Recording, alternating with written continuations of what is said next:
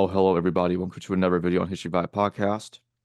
Today I'm joined by Professor Bart Ehrman, and we're going to be talking about his course titled "Did Matthew, Mark, Luke, and John Actually Write Matthew, Mark, Luke, and John?" So, without getting into the weeds of what that's about, because I think it's obvious, let me just ask this question: Did Matthew, Mark, Luke, and John actually write Matthew, Mark, Luke, and John? Yeah, well, we don't know who the authors were. I mean, maybe they were named Matthew, Mark, Luke, and John, but uh, they're attributed to the disciples, Matthew, the beloved disciple, and I'm sorry, start over there. Matthew, the tax collector, and John, the beloved disciple, and then Mark, who's supposed to be the kind of secretary for Peter, and Luke, who's the companion of Paul. And so you get two eyewitnesses, disciples, and two of the people closest to two most important apostles. And so, um, what I try to argue in the course is that those ascriptions come about much later. The authors don't claim to be these people. The authors write anonymously, and these ascriptions don't start showing up for about 100 years. And there's really good reason for thinking these books were not written by those particular authors. What made the early church come to the conclusion that those authors are the people that wrote the Gospels then? Well, it's different for each case. So the situation was that there were a number of gospels in circulation, some of them claiming to be written by apostles. And we have some of these other ones, like the Gospel of Peter, for example, was floating around in the second century and claiming to be written by Peter, and the Gospel of Thomas. And, we have these other gospels, but these four were anonymous. The authors don't tell us who they were, but they're the earliest surviving gospels we have. So they may well have been the earliest gospels or among the earliest gospels, and they were widely seen as acceptable and authoritative accounts. But when you have multiple options in front of you of gospels to rely on, you certainly want gospels about Jesus to be written by authorities. And so if they're anonymous, you don't know if this author's an authority or not. And so they ended up ascribing them to these people who would be widely accepted as authorities to help, to help promote their authority within the communities. And so there are different reasons for each one of them. They had, we have to infer what the reasons were, because nobody wrote down, why do I think John wrote this? But it's pretty, when you start looking at it, it becomes pretty clear in most cases why it is. Some would say that, well, doesn't Papias name Mark? But there are also some that think that Papias is Mark. We cannot be certain is a description of the same gospel we call Mark today. Could you talk about that? Yeah, Papias definitely names Mark, and he names him as the author of a gospel based on his having sat at the feet of Peter and basically taking notes about what Peter said. And Papias said that Mark presented things out of order. He didn't preserve the order that Peter gave them in, and the Peter probably wasn't giving things in sequence. Obviously, he's just talking about things that Jesus said and did. The problem is that Papias never quotes what he calls the Gospel of Mark. And so we don't know if he's referring to our Gospel of Mark or not. The reason that's an issue is because there were a number of gospels circulating in the names of different people. And so the fact that somebody calls something Mark doesn't mean that it's the one that 100 years later or so people were calling Mark, that we call Mark. And that's a case, for example, with the Gospel of Peter in the um, in Justin Martyr in the year 150, he refers to one of the memoirs of the apostles, and he calls it the one of Peter. And today, scholars refuse to think that he's talking about our Gospel of Peter. He must be talking about our Mark, because they can't believe that Justin would think that the Gospel of Peter was an authority. So all I'm saying is the fact you call something by a name doesn't mean you're talking about our book, and you don't know unless you quote our book. And when do the Gospels start receiving their titles? Well, so Papias does mention a Mark, but he doesn't quote it. He also mentions a gospel written by Matthew. And in that case, it seems pretty clear to me he's not talking about our Matthew, because he says that it's a collection of the sayings of Jesus that were written in Hebrew. And we do have collections of sayings of Jesus, like the Gospel of Thomas and maybe the Q source was a collection of sayings of Jesus, but Matthew's not a collection of sayings. It's a narrative with sayings in it, of course, and it wasn't written in Hebrew. So in that case, it looks like he's not talking about our Matthew, which is one reason for thinking maybe he's not talking about our Mark. So after that, Papias is writing maybe around the year 130 of the Common Era or so. So that would be maybe 60 years after Mark was written, or 30 years after John was written. Um, After that, there's no names attached to any of these. They get quoted by authors who just don't tell us who by authors who don't say who wrote these books. Justin Martyr is kind of a famous case where he talks about memoirs of the apostles, and he clearly knows Matthew, Mark, and Luke, and probably John, but he never says who wrote them, never calls it John or anything like that. It's not until Irenaeus, around the year 180 or 185. Irenaeus was a church father who wrote a 5-volume work against heresies. And in it, he says that there are heretics who use only one gospel or another. And so they have a skewed view because they don't use all the gospels. And there are other heretics who have gospels that aren't authorities. And he says there are 4 gospels and only 4. It's Matthew, Mark, Luke, and John. And so he names them. And we know he's talking about our gospels because, unlike Papias, he quotes them at length. And so Irenaeus is probably the first. There's also about the same time, around 185. It's kind of a little bit harder to date, but we have a list of the books that an author thought was in the New Testament. It's an anonymous list, and it's fragmentary. We don't have the whole thing. We just have a fragment of it. It's called the Muratorian fragment, and it begins in the middle of a sentence talking about some gospel or other, and then it says the 3rd gospel is Luke, and the 4th gospel is John. And so it's usually thought that he also had Matthew, Mark, Luke, and John, although we don't have the section of his list that mentioned Matthew and Mark. Do you think that Irenaeus is the one that came up with the names for the Gospels, or is he getting that from an earlier tradition that we don't exactly know about in its entirety? Well, it's a little bit hard to know what the situation is historically because it's all we've got, all out of the blue. Irenaeus talks about Matthew, Mark, Luke, and John, and it looks to me like he's probably um, basing this on what people knew in his community.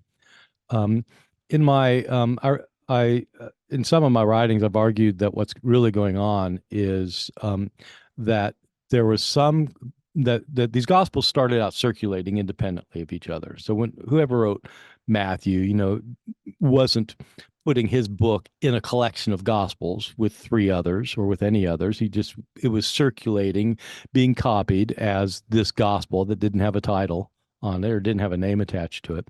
Same with Mark, same with Luke, same with John. But eventually, churches started collecting these various ones that they thought were authoritative. And some churches thought the Gospel of Thomas was authoritative, or the Gospel of Peter was authoritative, and some thought John was authoritative. But sometimes they think, well, actually, these 2 are authoritative, or these 3. And what I think happened was that in the city of Rome, in the second half of the 2nd century, there was an edition of what the Roman Church thought were the authoritative Gospels. This happened sometime after Justin, who was writing in Rome around the year 150, and sometime before Irenaeus, who had spent a good bit of time in Rome before becoming bishop in Gaul, in Lyon. Sometime before, there was a collection of the 4, and that probably named them. Name them so you would know, well, which one is this? You got 4 in this manuscript. Which one is this? And this manuscript, I think, or some authority said, okay, this one's Mark's, this one's John's, this is Luke, etc. And so I think Irenaeus probably picked that up in Rome, and it would have had to happen sometime after Justin and before him, so sometime during that 35-year period. It seems to me, based on what the early church fathers have to say about this, that the attribution of Matthean authorship to the Gospel of Matthew has a complex history, especially with it being often confused with the Hebrew Gospel of Matthew, or Hebrew Matthew, or the Hebrew Gospel, whatever one wants to call that. Um, and some church fathers think that we can't know who wrote Greek Matthew, which I find that to be an interesting statement. But they'll say that the Hebrew Gospel is it could be the authentic one, written by the actual Matthew himself. What do you make of that? Yeah, so it gets really confusing when you dig down into what the church fathers have to say about Matthew and Hebrew Matthew and the other gospels that are that go by other names. So that, for example, there's a gospel the Nazarenes that some people think was the gospel of Matthew, or the gospel of the Ebionites, and they have these various gospels.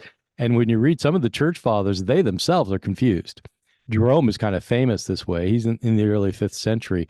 He talks about various ones of these gospels, and when you actually analyze his comments, it's clear that he's getting them mixed up in his own head. So nobody knows. But my guess is what happened is that Papias was the first to say that there was a gospel by the disciple Matthew in Hebrew that was a collection of the sayings of Jesus, and people then jumped on that as that idea and said, well, so Matthew wrote a gospel, and since he was a Jew living in Israel, he would have written Aramaic, and sometimes in antiquity they use the word Hebrew for any Semitic language, and so when they say Hebrew, they probably mean Aramaic because Hebrew by this time wasn't really widely used. It was the language of the Hebrew Bible, but it wasn't like the spoken language anymore.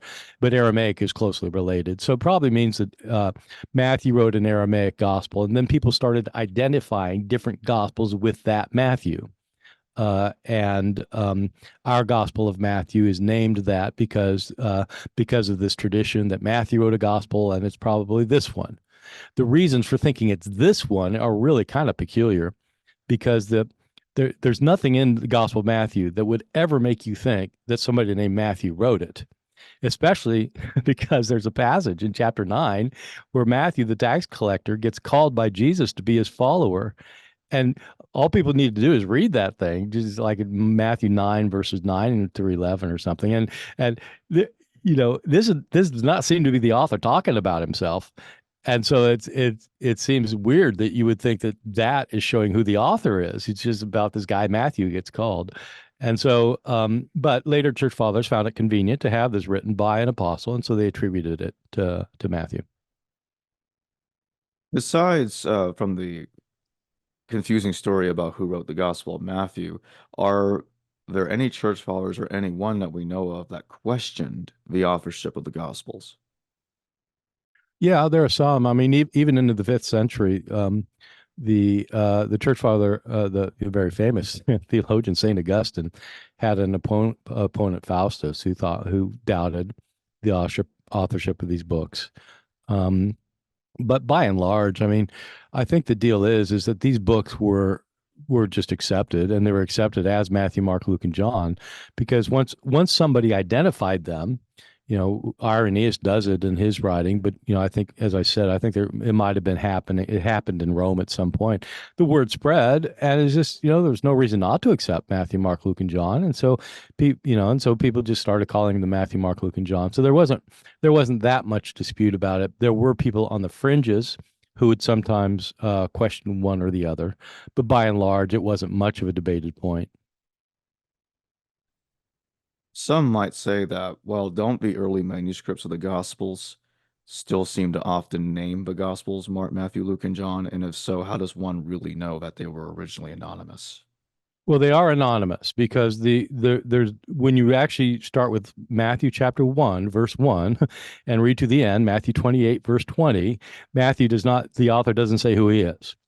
So what this argument is that you're referring to is, it's an interesting argument, is that as soon as manuscripts start having titles in them, um, they have the names of these people on them. They don't have other names. They have these names. And so Matthew is called katamatian, which in Greek means according to Matthew. And it's absolutely true. That's absolutely the case, and nobody disputes that. It's absolutely true. Is that evidence that it was originally called Matthew and that was the original title? I think the answer to that has to be absolutely no. Whoever wrote this book did not call his book according to Matthew. you know, I'm writing a book right now on the ethics of Jesus in relationship to the Greek and Roman moral philosophy, and I will not be calling the book. I will not give the title of the book according to Bart. That's not the title. That, if somebody like somehow the front page, the title page gets ripped off, and somebody's looking at it, what's this? Oh, yeah, that's that book that Bart wrote. It's according to Bart. They might do that. They identify it as mine, but it's like it's not what the author says. And so these titles aren't titles; they're ascriptions. That's an important difference. There's a difference between a title and an ascription. A title is something that the author gives to his work. And so, for example, um, uh, Matthew's gospel, many scholars think that what is now verse 1 was the original title, the beginning of the genealogy of the book of the genealogy of Jesus Christ, the son of David, the son of Abraham. They think that might have been the title. But if somebody says it's according to Matthew, they're just telling you who they think wrote it. And my final question, what what do you think were the differing circumstances that caused one person to name the text that became the gospel according to Mark? Why call that one Mark? Why call the genealogy book Matthew? Why Yeah. why call Luke? Why call John John? So it's different in each case, and so it's hard to get there without getting too much into the weeds. But I'll give you two examples. We haven't really talked about Luke and John yet, and so these are a little bit easier to understand. I think why those. Luke, whoever wrote the Gospel of Luke, also wrote a second volume, the Book of Acts. So just about everybody agrees that Luke and Acts were written by the same person. I mean, everybody of every religious persuasion, pretty much, not everybody, but just, it's pretty widely thought because if somebody wonders about that, just read the first few verses of each one and you'll see it's the same author. The themes are the same, writing style's the same. They're by the same author. In the second volume of the book of Acts, it's not a gospel. It's not about Jesus' life and death. It's about how Christianity spread after his death and resurrection. And the hero of the book is Paul. 2/3 of the book of Acts is about Paul's missionary journeys and his arrest and his trials and things.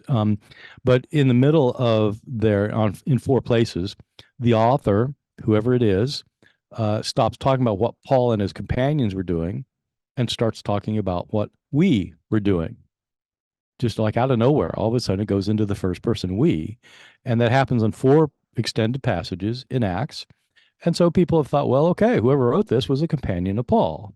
And the book of Acts is largely about how Gentiles became followers of Jesus without having to keep the law. So, well, it makes sense then that there's a Gentile who's a companion of Paul who wrote the book. And then you look around in the New Testament, you get to the book of Colossians, and Paul mentions a Gentile companion named Luke, who's a physician. And so people say, okay, so that's the guy. And so they have, so they have kind of a logic to it. And with John, the Gospel of John, again, there's a logic, but it's a completely different logic. Whoever people think, based on a couple of verses near the end of John, that it was written by this unusual character called the disciple whom Jesus loved. And this appears to be a really close disciple to Jesus. He lies against his breast during the Last Supper. He's very close to him, but it can't be. And so, who is it? Well, in Matthew, Mark, and Luke, the synoptics, the three closest disciples are Peter, James, and John. But it can't. But this beloved disciple cannot be Peter because he shows up in episodes with Peter. The beloved disciple does. So it can't be Peter. It can't be James because everybody knew James got martyred early in the tradition, early in Christianity, and even in the book of Acts. But this book is always thought to have been the last written, so he wouldn't have been alive, and that leaves John. So it was written by John. And so each gospel has that kind of logic going on. Some we've got a reason, except basically, well, Matthew and Mark are kind of hard. It's a little bit harder to figure out a reason for picking them, but they wanted authorities, and Matthew was a tax collector who was a disciple of Jesus, and Mark was the companion of Peter. And so you get two disciples and two companions of apostles, and these are our authorities then for the life of Jesus. Well, thank you for joining me today, Bart Ehrman. And everybody, check out the History Valley affiliate link in the description below to go get Bart Ehrman's course. Thanks again, Bart. Okay, thank you. Hello viewers, thanks for watching this video from the History Valley YouTube channel. Please don't forget to subscribe and hit the notification bell. And if any of you wish to further support this channel, please consider checking out this channel's Patreon page and becoming a patron, and or donate through PayPal or through Super Chat during a live stream. Thank you.